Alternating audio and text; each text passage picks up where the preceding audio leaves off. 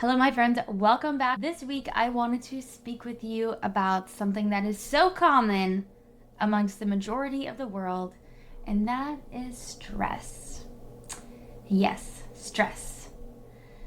I don't see it just in my clients, not just the women inside Worthy and Free, but honestly, sometimes, more so in the past, but sometimes in myself as well. I've actually reprogrammed my brain so that I don't really feel the emotions of stress in my body in the ways that they used to, mainly because I've committed my life to living via a state of surrender. So I just know that everything that's meant to be will be, and whatever's meant to happen will happen. And I'm also not a very detailed oriented person. I'm a very chunk up person. That's what we say in NLP, chunk up. So big vision, big picture person. I'm not a very chunk down person, which is like the little nitty gritty details. So if I'm going to go on a trip, I tend to just as soon as I say I'm going on a trip, I think that I can just get there. But I forget about actually needing to book a hotel and other accommodations and actually getting to and from places and the flight and accommodations and what will we do when we get there and all of that. My brain doesn't really think about that stuff. I'm just like, I have an idea and I see the end result, which is why I have recruited some people into my life who are really good at the details. With all that said, I tend not to stress out as much because I have a lot of proof that everything eventually works out in the end. But the people that have not conditioned their brains and bodies to do that, and people that have not done things like quantum time technique, which is what I do with my clients, by clearing out unresolved negative emotion from the past and clearing out limiting beliefs and so on and so forth, stress is often stored in the body from the past and is just repeating over and over again, and you then go into a state of fight or flight. You are triggered easily, you feel stressed out, worried, overwhelmed, anxious, all of the things, which aren't great because stress, we know, is not good for the body. So the more you can get it out of your body, the better and healthier and happier you'll be. And that's why I felt like today would be a great episode to talk about stress. So, have you ever known exactly what to do, but for some reason you just can't seem to do it? It's like you know how to build your business, you know how to work out and lose weight, you know how to have a good night's sleep, right? Just don't scroll on your phone before bed, go to bed at a reasonable time, have the temperature of your room a certain temperature that's comfortable. Ideally, you have clean sheets, right? For working out and being healthy, you just eat less than you burn off, or burn off more than you eat, essentially, and eat healthier foods and exercise, move your body. And then for building a business, go tell people that you have an offer, talk about it, post online, all the things. Like, it's not difficult, it's just so many people, they know what to do, but they're not doing it because they have subconscious blocks beneath the surface. And then there's all the shoulds. You know, you should work out, you should set boundaries, you should launch the business if that's what you want to do. You should declutter the house. You should have the difficult conversations, right? You know what to do, yet somehow weeks turns into months and months turn into years, and for many, years turns into decades. And you find yourself stuck in the same cycles. And if that's you, then today's episode is going to completely change the way that you look at yourself. So let's just dive right in. Because the problem probably isn't what you think it is. When people say, I procrastinate, that's why I'm not launching my business. Oh, I sleep in, that's why I'm not working out. You think that's your problem. That is the most surface level problem you could ever think of. Of course, that's what you think it is. But I am a master at uncovering or helping people uncover the real root reason. The real root reason as to why they're not actually doing the things that they say they want to do. It usually comes down to not feeling worthy, deserving, or enough. Or that they're even able to do the thing.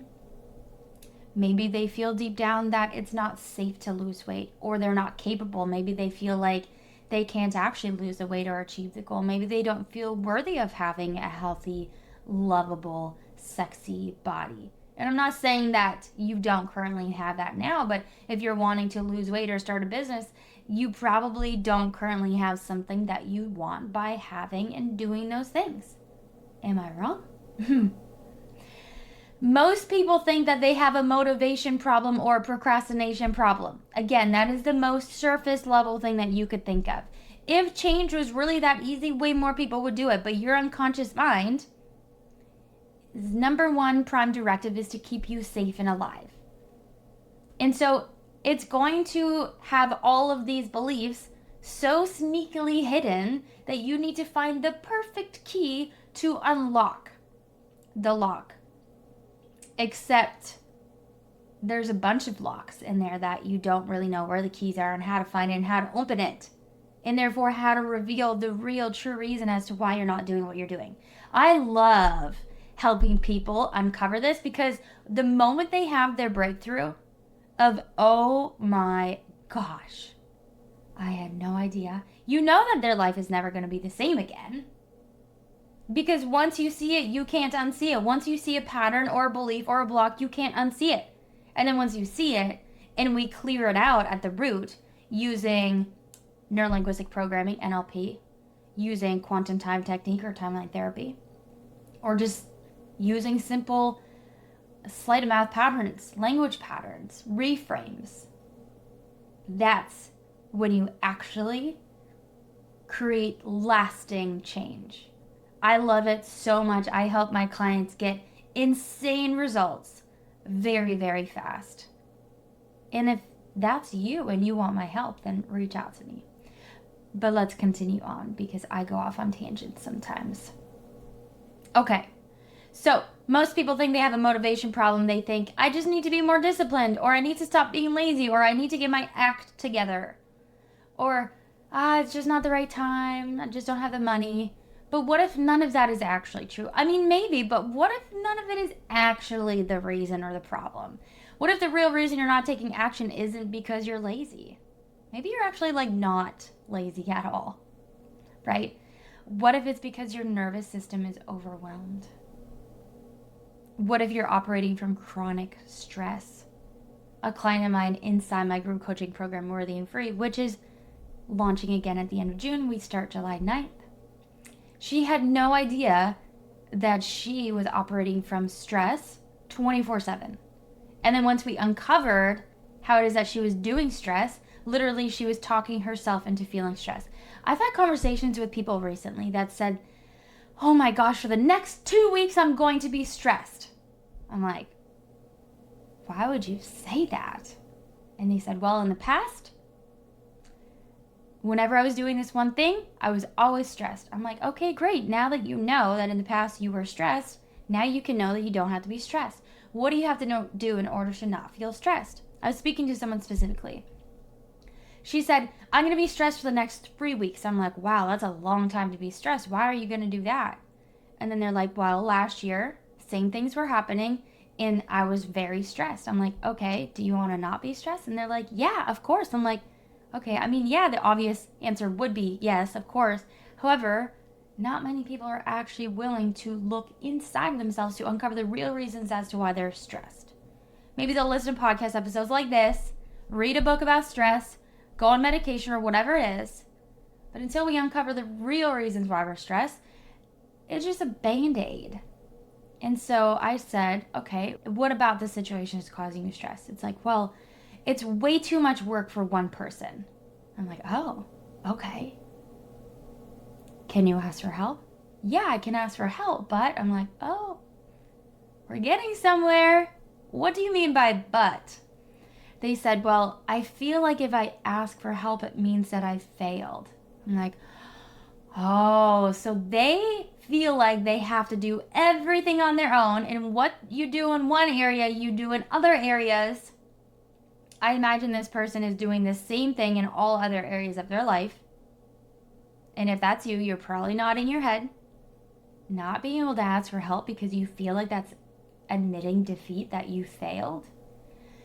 What if the opposite could be true? And this is a reframe. What if the opposite could be true? What if not asking for help meant you're failing? And I mean, we don't need to put the word failing there, but what if not asking for help is actually the biggest problem of all? I'm like, are you willing to change your relationship with asking for help? And they said yes. I'm like, great. So what are you going to do? They're like, ask for help. I'm like, great. How does that feel? They're like, empowering. I'm like, amazing. Circle back with me tomorrow after you've asked for help. And I circled back and I said, so did you ask for help? They're like, yes, I did. And so and so and so and so is doing all of these things to help. I'm like, wow. How does that feel? They're like, amazing. I'm like, way to go. So do you think you still have to feel stressed out for the next 3 weeks? Nope. That is literally changing their health, their mental health, and their life, because not only did we resolve the stress in this one area, now they have a tool to know how to resolve stress in all other areas of their life. Powerful. Powerful, powerful stuff. I do this with clients all the time. It's one of my most favorite things in the world, is helping them see their way through the problem, because if you thought your way into a problem, you can think your way out of it. But a lot of people don't even know that they thought their way into a problem.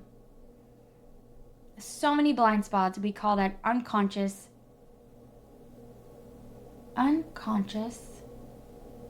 incompetency, I think. Essentially, you don't know what you don't know. And if you don't know what you don't know, then how do you change it, right? That's where I'm an expert in, is to help you uncover your blind spots so you can clear them out. So, what if you're stressed and not taking action because your nervous system is overwhelmed? What if you're operating from chronic stress? What if stress is secretly controlling far more of your life than you realize, like what I just gave as an example? What you do in one area, you do in other areas. Most people think stress looks like panic attacks or crying or feeling overwhelmed, but chronic stress is much sneakier than you think. Sometimes it looks like procrastination, avoidance, overthinking, perfectionism, people pleasing, scrolling, shopping, clutter, starting things and not finishing them, constantly feeling busy but never moving forward. Or waking up feeling in a state of just, I don't want to do anything today. Or going to bed with a racing heart. Or having restless sleep. Or your appetite isn't there. Or you're gaining weight. Stress can show up in the body in so many different ways. For years, I helped people declutter and organize their homes. I had a decluttering business for 11 years and I still have it. I just operate it now versus work inside of it. I have someone who does the hands-on decluttering part of that. The business is called Transformed Spaces. And people would often tell me, Cass, I just need help organizing. I'm like, okay, great. But for almost a decade of doing this work, I realized something, which is also why I'm writing a book called Clutter Talks. Amazing. And something I realized was the clutter was rarely actually the problem. The clutter was a symptom. The piles of paper, the overflowing closets, the boxes in the basement, the emotional attachment to stuff. Most of it wasn't about stuff at all. It was about fear. It was fear of making the wrong decision, fear of letting go, fear of regret, fear of the future, fear of the past, fear of identity change. There is also grief, longing for belonging, grief for a life that you didn't have, grief for a chapter that was ending. And underneath all of that was stress. And the clutter wasn't the issue. The clutter was the evidence of what was going on inside. And the exact same thing happens in every area of our lives. In every area. Again, what you do in one area, you do in other areas. Imagine trying to drive somewhere new while constantly looking in the rearview mirror. It just wouldn't work. And that's what many people are doing every single day. Their nervous system is stuck in survival. Their body is scanning for danger constantly. Their brain is focused on protection. And yet they're wondering why they can't create a future that they want. It's because they're trapped in the past. Their nervous system, their body, their thoughts, their habits, their behaviors, their belief systems, their emotions are all from the past. That's why if you ever feel like you are living Groundhog's Day and you're repeating the same days over and over, that is why, until you do this deep work. And when your system believes that you're unsafe, Growth feels unsafe. Visibility feels unsafe. Success feels unsafe. Love feels unsafe. Rest feels unsafe. Boundaries feel unsafe. Change feels unsafe. It all feels unsafe. And because these patterns happen unconsciously, people don't even realize that they're happening. And so here you are trying and thinking that you're creating change, but you're only just scratching the surface. And you only continue to scratch the surface until, like I mentioned, you do the deep inner work. And I'm repeating myself, and I know that I'm doing that, and it's on purpose because it's so important. I thought I was doing the work for so long. I'm like, but I'm reading the books, and I'm journaling, and I'm doing the full moon rituals, and I'm listening to the podcast, and I'm always plugged in. But I still have the blocks, and I still have the panic and the anxiety and the worry and the depression and the fears. And I'm still getting the exact same results in every single area of my life. What is happening? And I realize is because I had everything still stored in my nervous system and in my unconscious mind. And that is why, because that controls 95%. That's a big percentage. So the 5% of you that is saying consciously, I want change, then 95% of you is like, too bad. It's not safe until you go in and do the inner work. And that's what we do inside my group coaching program, Worthy and Free. And that's what I do with my private clients in my one-to-one sessions. Change for many just feels unsafe, and they don't even realize that. People believe that it's just who I am. I'm just a stressed person. I'm just an anxious person. I'm just a depressed person. I'm just a person who is addicted to things. I'm just a lazy person. I'm just someone who is big boned. I have bad genetics. I mean, maybe. But you won't actually know until you really, really figure it out. And this is why personal growth can feel so frustrating sometimes, because you can learn the strategy, you can read the book, you can listen to podcasts like this, and you can know exactly what you should do. And yet nothing changes. Why? And it's frustrating, I get it, because information does not create transformation. Awareness alone doesn't create transformation. You can know exactly what the problem is, or you can think that you know exactly what the problem is. But if your unconscious mind is still trying to keep you safe, you'll continue repeating the same patterns. This is why so many women end up living Groundhog's Day. Men and women, same thoughts, same fears, same habits, same results. Different year, different day. So instead of asking yourself, why can't I get myself to do this? Instead ask, what is this behavior protecting me from? What is this protecting me from? And the difference in asking, when you ask better questions, you get better answers. But be prepared for the floodgates to open. I've been in a massive transformational journey over the last year since I became a master NLP practitioner and a hypnotist. I've started to uncover all of the fears and the limiting beliefs that I have. And wow, when you find one, it's like bam, bam, bam, bam, bam. You're hit with 100 more. And so you go through them one by one. I'm very blessed to be part of a community of other practitioners so that we can do session swaps often. Because there's no shortage of limiting beliefs. Let me just tell you that. There's not. When you clear out the unresolved negative emotion, that helps big time. And then when you can start to clear out the limiting beliefs, everything changes. And then you can start to identify them on your own and start to rewire them. But until you actually do the foundational work up front, you don't even know what you don't know. And you're continuously spinning your wheels. And I'm wondering, how long are you willing to take and wait? How many years?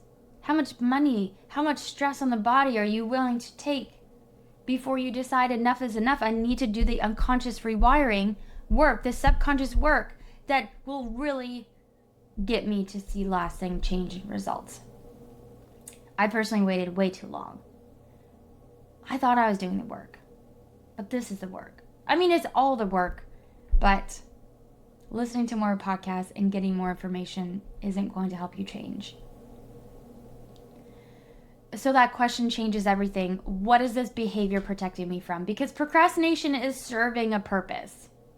Because if you're procrastinating and you're not posting about your business online, it means that you aren't putting yourself out there to be seen, because maybe being seen is actually very scary. What if you succeed and you lose it all? What if you put yourself out there and no one shows up and you fail?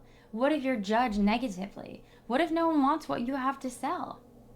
That's scary. And so you procrastinate. And you think that if you only stop procrastinating, you would succeed. But then, once you start putting in the work, you realize, oh, there's a lot more beneath the surface. Avoidance is serving a purpose. Overthinking is serving a purpose. Even clutter is serving a purpose. The behavior is not random. It never is. It never will be. It's trying to protect you from something. And the problem is that what once protected you may now be keeping you stuck.